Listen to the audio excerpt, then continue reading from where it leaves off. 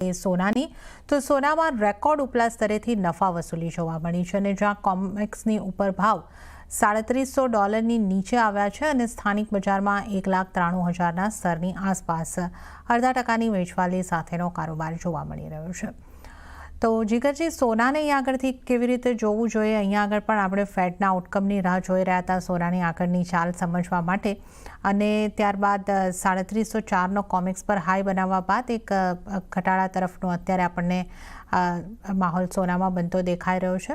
તો હવે સોનાની ચાલ આગળ આપને કેવી રીતની લાગી રહી છે? સોનામાં કયા ટાર્ગેટ હવે આપણે જોઈ શકીએ? જી બિલકુલ। સો ટેમ્પરરી 3707 નો હાઈ પણ થઈ ગયો હતો ગઈકાલ રાત્રે। તો ઇનફેક્ટ ત્યાંથી માર્કેટમાં એક પ્રેશર આવ્યું છે, ડોલર ઇન્ડેક્સમાં એક બાઉન્સ આવ્યો છે, અને જે ફેડની જે પોલિસી છે, સ્ટેટમેન્ટ્સ કે પછી પ્રોજેક્શન્સમાંથી મિક્સ સિગ્નલ્સ આવ્યા છે। સો ગોલ્ડ હોય કે સિલ્વર હોય, બંનેઓમાં એક સેલિંગ પ્રેશર આપણે જોયું છે। I can say profit booking પણ આપણે જોયું છે। આજે ત્રીજો દિવસ છે કે કન્ટિન્યુઅસલી માર્કેટમાં ફોલ આવ્યો છે।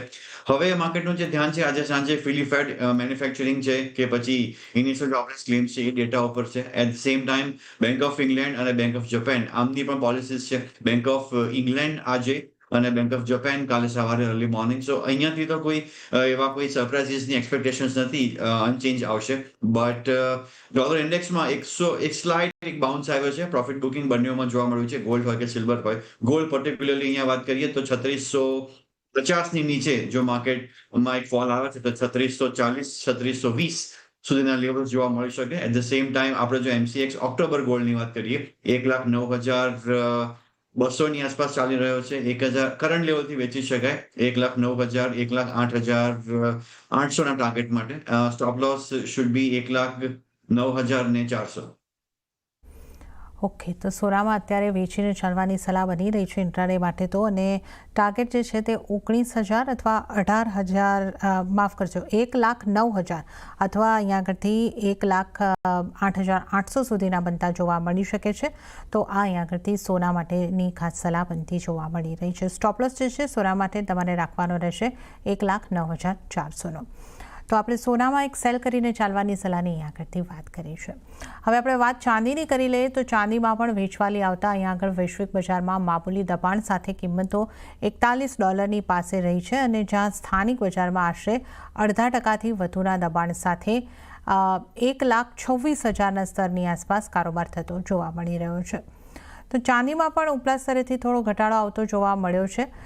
ચાંદીમાં આપ કઈ રીતની સલાહ આપશો જીગરજી? ઓન અ લાઇટર નોટ, જો ગોલ્ડનો ભાવ 19,000 18,000 થઈ ગયો તો કોઈ ભારતીય રોકાવાનો નથી, બધા ભાગશે લેવા માટે।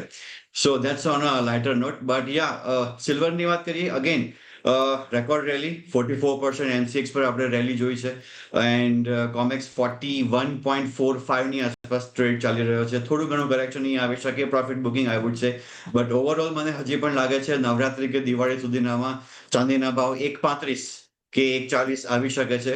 મેં જેમ કીધું, ગોલ્ડમાં કરેક્શન થોડું ઘણું આવશે, એમ સિલ્વરમાં પણ કરેક્શન જોવા મળી શકે છે। આજે ત્રીજો દિવસ છે કરેક્શનનો, હજી પણ સેન્ટ્રલ બેંક્સની ઇવેન્ટ્સ બાકી છે, અને બેઝ મેટલ્સના પોઈન્ટ ઓફ વ્યૂથી પણ આપણે જો જોઈએ તો થોડું ઘણું પ્રેશર માર્કેટમાં છે। ડોલર ઇન્ડેક્સમાં રેલી પણ છે।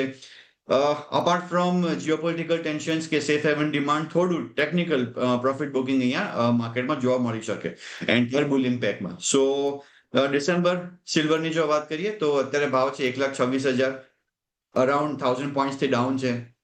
કરંટ લેવલથી વેચવાલી કરી શકાય। સિલ્વર મિનીમાં એક ટ્રેડ લઈ શકાય, 1,26,100નો ભાવ છે।